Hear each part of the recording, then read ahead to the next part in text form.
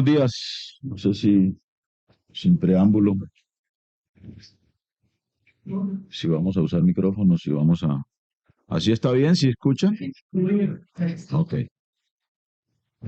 Bueno, muy buenos días. Hemos convocado esta rueda de prensa.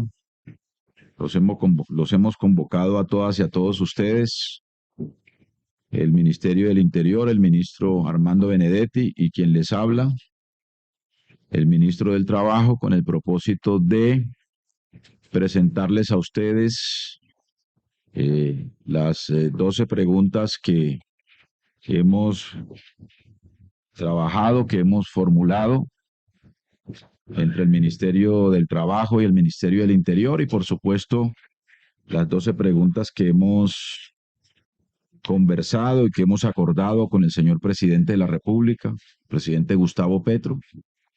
Estas serán las 12 preguntas que radicaremos junto con la solicitud ante el Senado de la República el próximo 1 de mayo, en el marco de la gran movilización que ocurrirá en todo el país a propósito del Día de los Trabajadores en el mundo y en Colombia, como lo anunció el presidente de la República, él mismo en persona, junto con sectores sociales, no solo sindicales, sino también de otros sectores del país y de la ciudadanía, y el conjunto de los ministros radicará ante la Secretaría del Senado de la República. Entonces,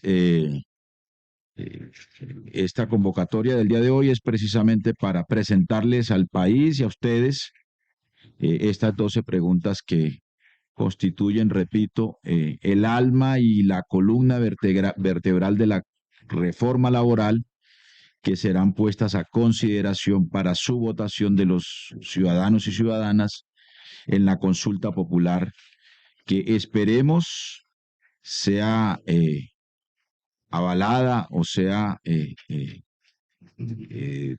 facilitada con el visto bueno del Senado de la República en su plenaria, y que se realizará en la fecha en que el presidente de la República así lo determine, en los 3 meses siguientes a la aprobación de la solicitud de consulta en la plenaria del Senado de la República.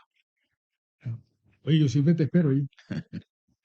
Es que tengo debate de control político y me están esperando. Ya te esperan también. Bueno, como lo dijo el señor presidente, en el día de ayer, hoy se van a presentar ante la opinión pública cuáles son las 12 preguntas que hay para... ¿Qué? No, continúe, ministro. Disculpen. Como lo dijo el señor presidente de la República, hoy se están presentando las 12 preguntas que se van a radicar el 1 de mayo en el Día del Trabajador en el Senado de la República. ¿Cómo empezó todo este proceso? Porque no hay que olvidar. Como nunca antes en la historia del Congreso de la República, unas personas que no tenían que firmar la ponencia, la firmaron e hicieron mayoría para que no hubiera debate en la Comisión Séptima del Senado. Con la misma presidenta que ahorita está torpedeando la salud, pero ahorita voy para allá.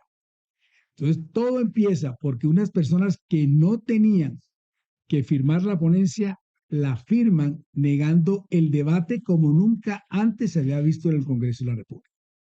Ese día el presidente de la República decide irnos al pueblo a hacer una consulta sobre el tema de la reforma laboral. Hay una sentencia, la 180 la 180 del 94, que dice que cuando hay un conflicto entre el legislativo y el ejecutivo, dirime una consulta. Entonces, ojo con esto, porque hay mucha gente que dice que es ilegal e infantilmente he escuchado a algunas personas que dicen que ha habido presiones por parte del gobierno al Senado de la República. No ha habido ninguna presión. Se está ejerciendo lo que es el mecanismo de participación ciudadana, que es lo que realmente ama la democracia. Las marchas,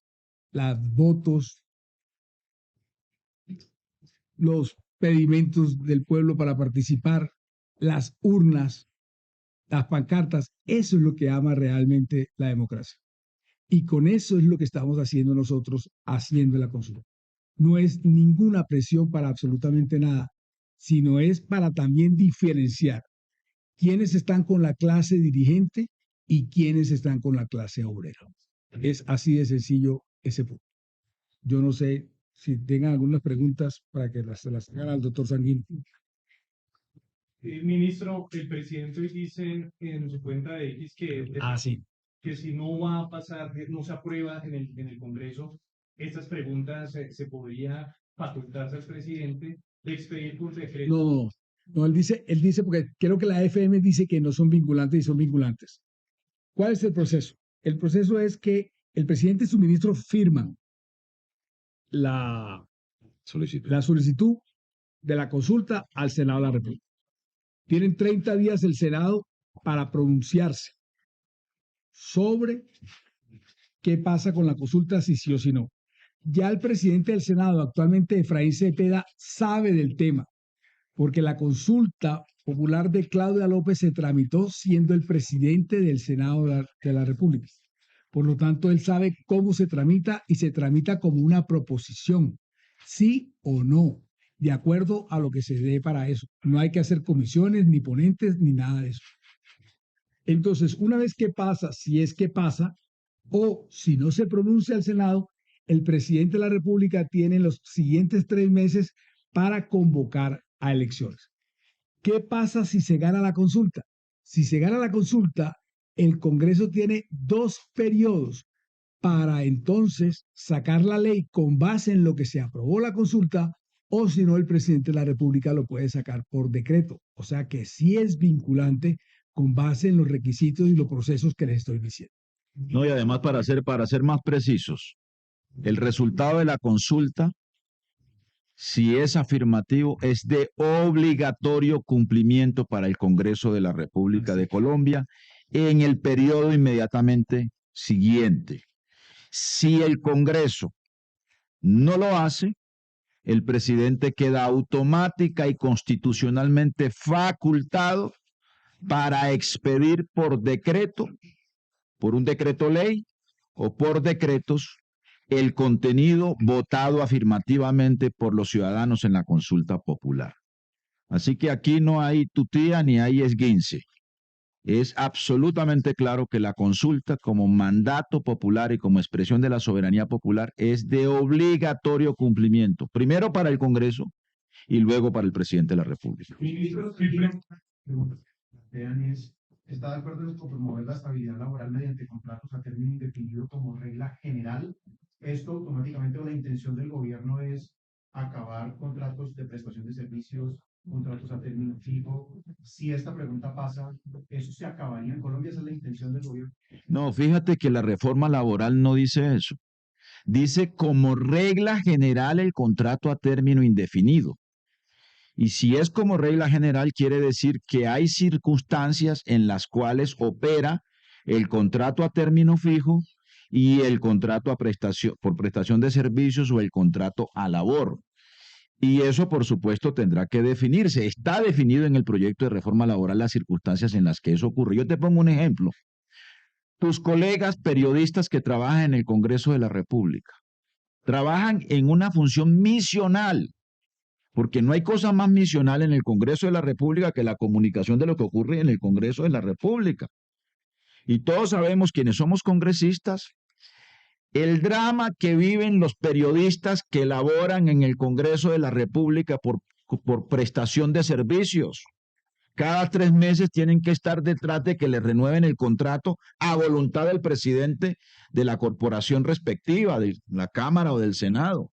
Trabajan 8, 9 meses al año, duran 3 o 4 meses cesantes a lo largo del año y viven en una situación de inestabilidad laboral. Esa inestabilidad, además, ya ha sido denunciado, ha sido fuentes de abusos de todo tipo, de congresistas o de miembros de de las juntas directivas del Congreso, de las mesas directivas o de congresistas sobre colegas de ustedes que laboran, ustedes lo saben muy bien en las circunstancias que lo hacen en el Congreso. Por eso la regla general es el contrato a término indefinido y por supuesto se mantienen las otras formas de contratación de acuerdo a las circunstancias particulares. Pero si quieren, leemos, Armando, las Sí. preguntas, ¿no? El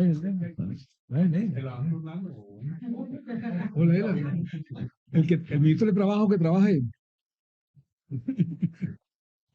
Bueno, entonces vamos con la primera pregunta. Dice, ¿está de acuerdo con que el trabajo de día dure máximo 8 horas y sea entre las 6 a.m. y las 6 p.m.? Pues sí, está bien. ¿Sí o no? Segundo, ¿está de acuerdo con que se pague con un recargo del 100% el trabajo en día descanso dominical o festivo? ¿Sí o no? Tercero, ¿está de acuerdo con que las micro, pequeñas y medianas empresas productivas, preferentemente asociativas, reciban tasas preferenciales e incentivos para sus proyectos productivos? ¿Sí o no? Cuarto, ¿está de acuerdo con que las personas puedan tener los permisos necesarios para atender tratamientos médicos y licencias por periodos menstruales incapacitantes? ¿Sí o no? Quinto, ¿está de acuerdo en que las empresas deban contratar al menos 2 personas con discapacidad por cada 100 trabajadores? ¿Sí o no? Sexto, ¿está de acuerdo con que los jóvenes aprendices del SENA y de instituciones similares tengan un contrato laboral? ¿Sí o no? Séptimo, ¿está de acuerdo que las personas trabajadoras en plataformas de reparto acuerden su tipo de contrato y se les garantice el pago de seguridad social? ¿Sí o no? No, sí. Octavo, ¿está de acuerdo con establecer un régimen laboral especial para que los empresarios del campo garanticen los derechos laborales y el salario justo a los trabajadores agrarios? ¿Sí o no? ¿Está de acuerdo, noveno, está de acuerdo en eliminar la tercerización e intermediación laboral mediante contratos sindicales que violan los derechos laborales? ¿Sí o no? 10. ¿Está de acuerdo que las trabajadoras domésticas, madres comunitarias, periodistas, deportistas, artistas, conductores, entre otros trabajadores informales, sean formalizados o tengan acceso a la seguridad social? ¿Sí o no? 11. ¿Está de acuerdo en promover la estabilidad laboral mediante contratos a término indefinido como regla general? ¿Sí o no?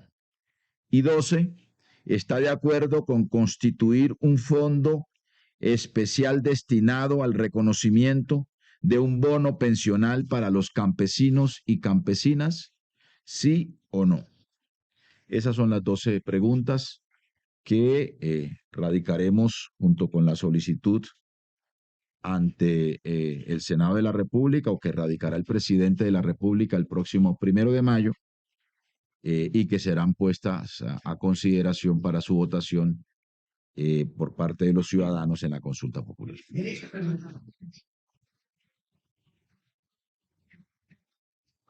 Haciendo preguntas para aterrizar estas 12. ¿Cómo fue ese proceso y hasta dónde tuvo en cuenta justo la inquietud y preguntas de los colombianos? Fue un trabajo mancomunado con el señor ministro de Trabajo. Después entonces se lanzó la página digital para que se hicieran varias propuestas de preguntas. De ahí salieron 2, salieron 3, pero después se eliminó una. Y al mismo tiempo siempre fue supervisada por el señor presidente y él tuvo la última palabra de que iba y que no iba. Eso fue lo que realmente sucedió. ¿Cuáles fueron esas 2 preguntas, ministro, que fueron instruidas?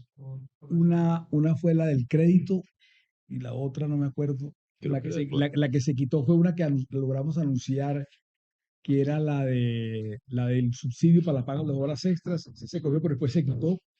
Y la del crédito preferencial, creo que se cogió de las consultas que estaban ahí también. Ministro, todos están de acuerdo. Yo creo que todo el mundo está de acuerdo con la pregunta. O sea, todo mejora. Menos el Congreso. Menos el Congreso. Pinto y su combo. Igualar el hecho del poder, del querer y del poder. Porque finalmente el 90% de las empresas en Colombia son microempresas y esos son costos laborales que sí van a ir a multinacionales también, pero también van a las pequeñas empresas. Entonces, y en el caso de que no se apruebe, Pero no entiendo la pregunta. ¿Cuál es la no, pregunta? o sea, Eso es para todo el ti. mundo va a votar que sí, eventualmente. Menos el Congreso, te repito. O sea, esto es tan bueno. No, es que ya votó negativo. Es que ya lo hizo la Comisión Séptima de Senado. Y si la gente eventualmente dice sí, el sector privado no va a tener ese músculo para garantizar. Pero ¿de dónde saca usted los estudios que ha hecho el Ministerio de Trabajo? ¿Me los ha compartido buena? No, porque estos se están haciendo, pero los estudios iniciales que me ha compartido el señor Ministro de Trabajo muestran que sí se puede hacer. Yo no sé dónde sacan que no se puede hacer. Ministro, pero usted dice, Mire, más o menos, él tiene mejores datos, pero más o menos, que no me acuerdo los datos, casi que el 50% de las empresas son medianas y pequeñas No, empresas más del y 90%. tienen, no, 50, y son como 10, y son como 10 millones de personas. Las otras que son informales son como 7 millones de personas y solamente el 0.3 son las grandes empresas, ministro, pero usted dice que son 4 millones de personas. Entonces, ¿de dónde se saca que no se puede? Por eso, porque la gran masa laboral están las pequeñas. Pero es que tú no lo vas a fregar. Es que, a ver, un microempresario es de qué? De 5 empleados, de 10 empleados. De menos de 10. De menos de 10. Y un pequeño empresario es de 50 personas. Entonces, no, usted no puede. Esto está hablando de 2.000 pesos la hora.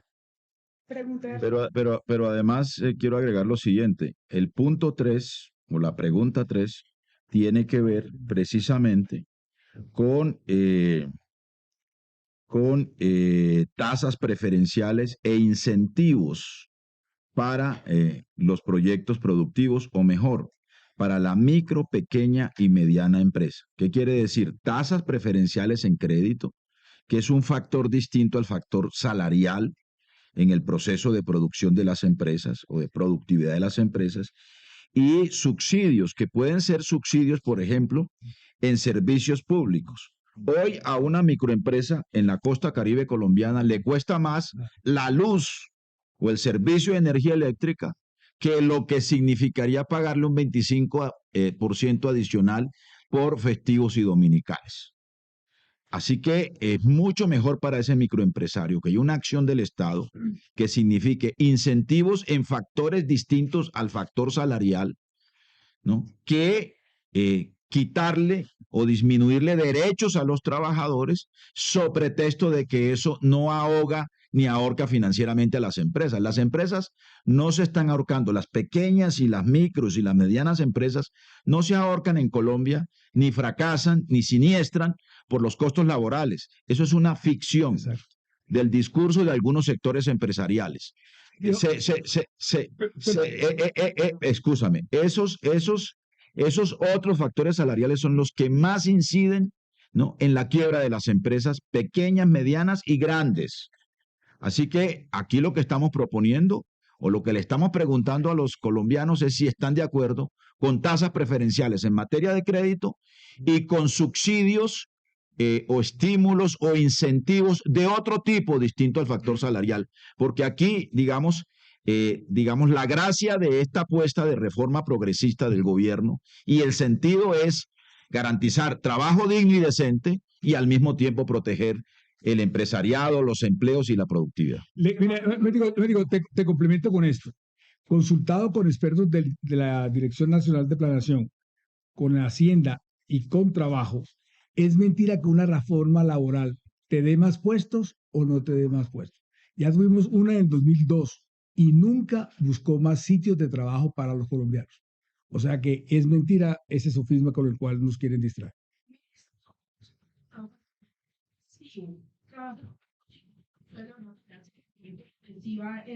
Sí, le vamos a pedir el favor que trabaje ese día, el trabajador. Pero además el 20 de julio también es festivo y es el día en el que se están las sesiones del Congreso. O sea que el señor secretario Diego González seguramente nos va a recibir ese día radicando la solicitud con el cuestionario.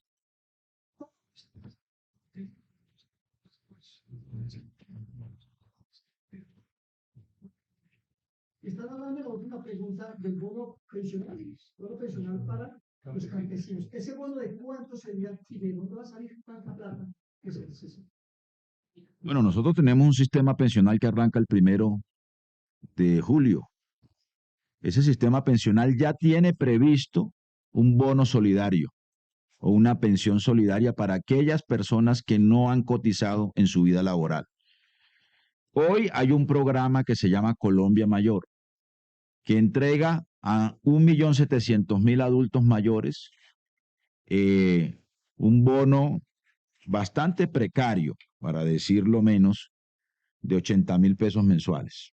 Nosotros vamos a entregar a partir del 1 de julio, y eso está además cuantificado en el sistema general de pensiones que operará a partir del 1 de julio, un bono pensional de hasta 225.000 pesos a 13 millones aproximadamente de adultos mayores. Hoy, a propósito de la conmoción interior en el Catatumbo, por instrucción del presidente de la República, estamos entregando ese bono pensional al 100% de los adultos mayores de las zonas rurales y de los cascos urbanos de la región del Catatumbo.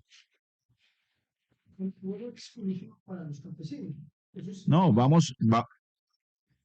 sí, extenderíamos ese bono solidario, tendríamos que, digamos, establecer los escenarios financieros para el campesinado que hoy no tiene acceso al sistema de pensiones. Ministro, en es un tema de ABC.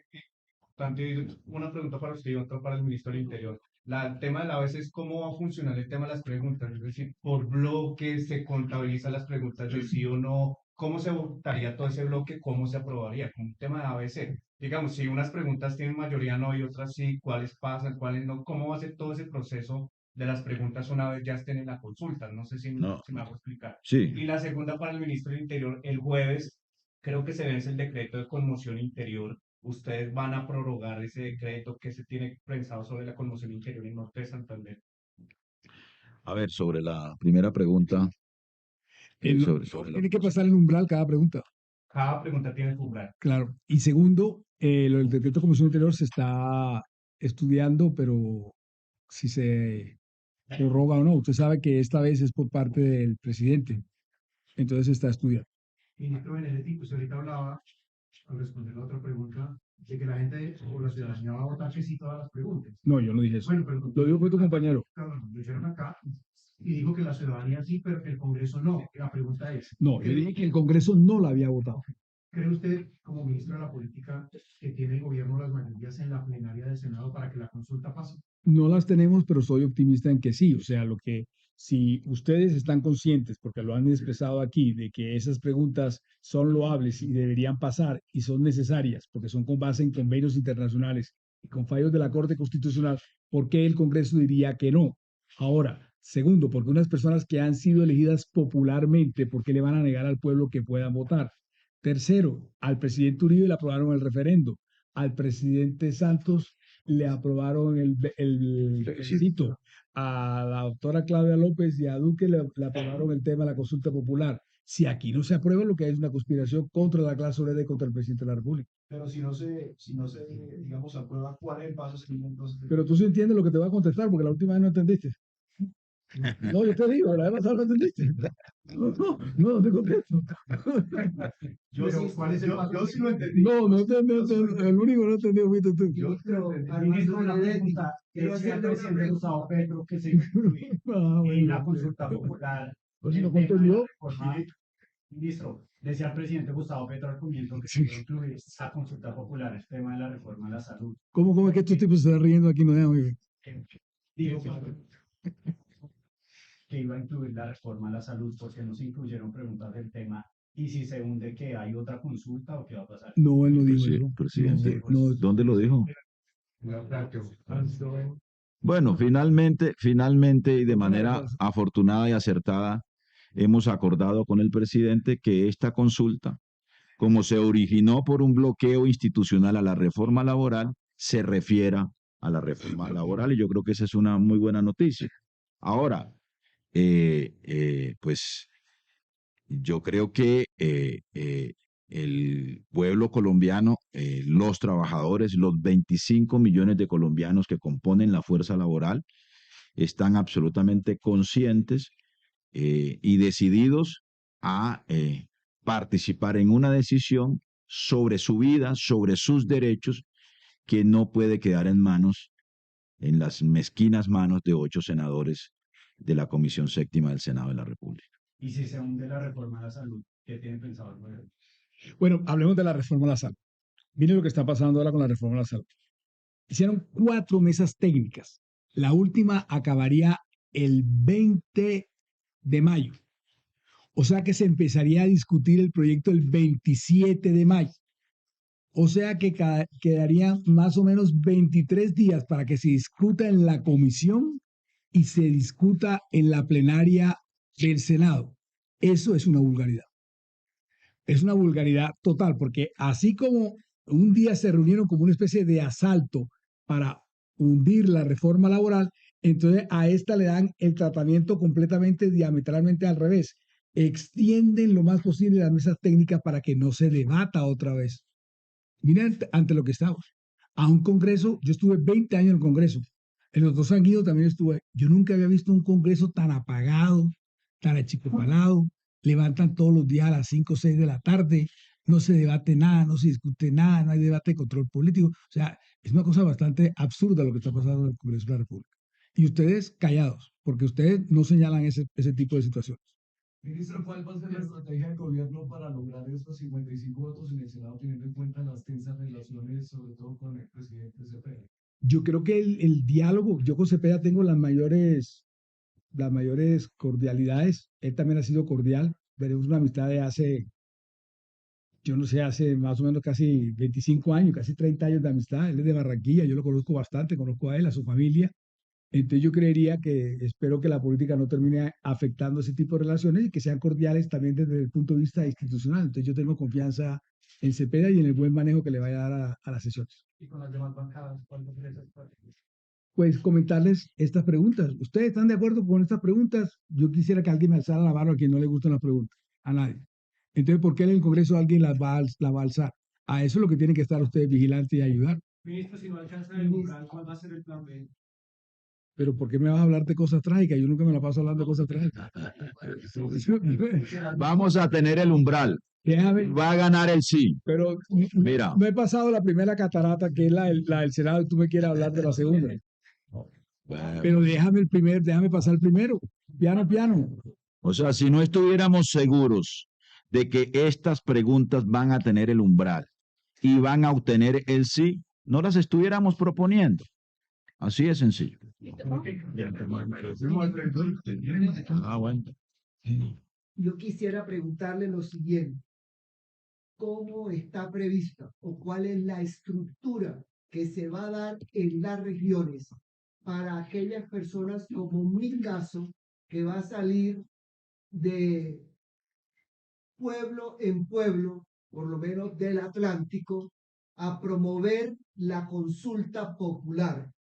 Están previstas casas en los diferentes departamentos. ¿Cómo va a ser esa estructura? ¿Por qué? Porque los que conocemos el modo operandi, ¿sí?, de los que son congresistas de las regiones, no les podemos dejar en manos solo de ellos la posibilidad de lograr la movilización del pueblo colombiano para votar las 12 preguntas que necesitamos que tengan el umbral que se necesita. ¿Cómo está previsto eso? ¿Cómo nos vamos a organizar en las regiones para poder sacar adelante esta consulta popular con la que estamos de acuerdo, por lo menos en mi caso, 100%? Doña Edith, muchas gracias. La conozco hace muchos años y sé que nos va a ayudar bastante. Aquí el tema es que hay que esperar que lo apruebe el Senado de la República, luego el Consejo Nacional Electoral determine los comités y ahí sí se pueden empezar a armar lo que usted está diciendo. Porque los otros comités que han venido saliendo, brotan de las organizaciones y movilizaciones sociales a las cuales yo no les puedo impedir ni prohibir absolutamente nada. Gracias. Muchas gracias. Listo, muchas gracias. Muy amables. Entonces, flaco, espérate.